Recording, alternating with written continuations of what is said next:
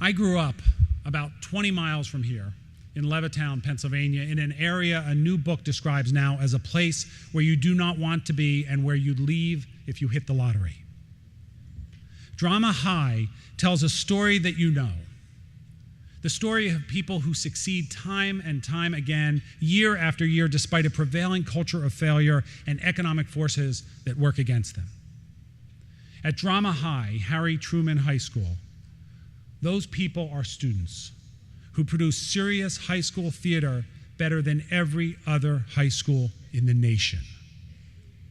The Broadway producers of Les Miserables, Rent, and Spring Awakening turned to Truman when they wanted to adapt high school productions of their shows. Now, this is a high school where not too many years ago, the class president, a good kid who's gone on to do good things, could not attend his own high school graduation because there was a gang hit out on him. Drama High is Friday Night Lights meets Glee.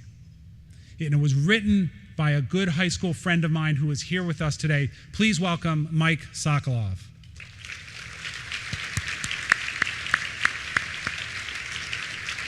The book's full title is Drama High, the incredible true story of a brilliant teacher, a struggling town, and the magic of theater. Above all, Drama High is a loving tribute to a brilliant teacher named Lou Volpe, who is as good a teacher as any student anywhere ever had. Lou is the reason 40-plus years of mostly low-income students produce theater as good as any high school in the world. But more important, Lou taught his students to learn about themselves and to trust what they found, no matter what, to be brutally honest about the facts before them, and to find it in themselves to prevail. Now, Lou was the only person on earth, I assure you, who could have made me think it was a good idea to dress up as a baby in a pale blue gingham onesie with matching tights and an adorable bonnet in a one-act play at drama competition after competition. Lou is the one adult I turned to when I had no one to turn to. He was the one everyone turned to when they had no one to turn to, and he always had time for all of us. In Drama High, Mike explains that a single offhand comment from Lou made him want to be a writer. Lou's gift, Mike explains, is that, quote, he bestowed praise based on a particular thing a student had written, said, or acted on stage, and it resonated for life. Lou's words were not just something a student liked hearing, Mike writes. He or she needed to hear them at that moment. They went right to a place that no other teacher and no parent had touched. In the spring of my junior year in 1974, Lou assigned a short paper. I don't remember the topic, but I remember really well thinking about the quickest way to produce something that was good enough to make Lou think I had tried. I told myself I didn't really need to always try my hardest because I could excel if I really needed to. And Lou's response to my paper was brilliant. Lou handed back all the other kids' assignments, but not mine. I told myself maybe he really liked mine, right? And he was holding on to it a little longer. No paper the next day or the day after, my anxiety grew and grew. I knew I had to face him. Yes, he asked innocently. I never got my paper back. Do you have it? And he pulled it from his stack and handed it to me. No grade. And I stared at the page, and then I stared at Lou, and he quietly left the room. I studied the heavy green block letters that filled the page from bottom left to top right. One word. The ballpoint ink was etched into the paper, just one angry stroke short of tearing through. And the word that filled the moment, transforming me, was not the kind of praise that Mike heard. The word was bullshit. And it went right to a place that no other teacher and no parent had ever touched. Joan Didion, the writer, says that sooner or later everyone has to lie down in that most uncomfortable bed, the one you make yourself.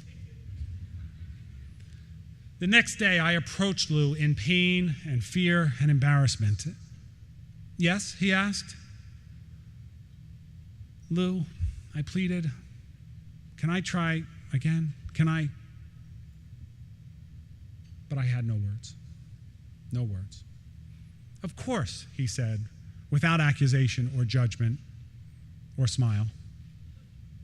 And I'm not going to tell you that I never underperformed again after high school. There was a 4-year period, some people call it college, when I underperformed with remarkable consistency. But Lou's lesson has resonated for life. I was drawn to our industry, to OFN and its members in particular, because of what Lou taught me that day. That to be true to others, I needed to be accountable and true to myself. Self-deception remains the most difficult deception, Didion writes. I would not have stayed in this industry the past 20 years but for the prevailing absence of bullshit. The brutal honesty coupled with the confidence that we will prevail in our opportunity revolution. I tell you this today because in this post-CDFI world, like it or not, regardless how you see yourself, to a widening circle of people, you are it. People new to the CDFI world today are looking to you.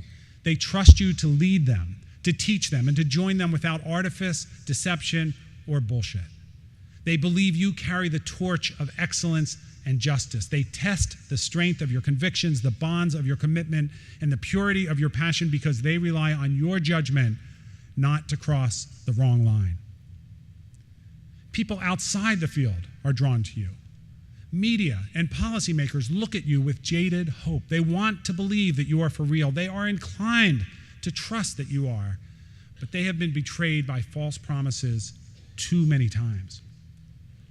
CDFIs will play an important role in what the world will become for our communities, our nation, and future generations. We could not have said that a few years ago. Now we have standing. Now we have influence, and it's growing. Now we have credibility. Now we have respect. We are relevant. We have each other. We have an opportunity movement, and we have a rare chance to bend the arc. It is our opportunity moment.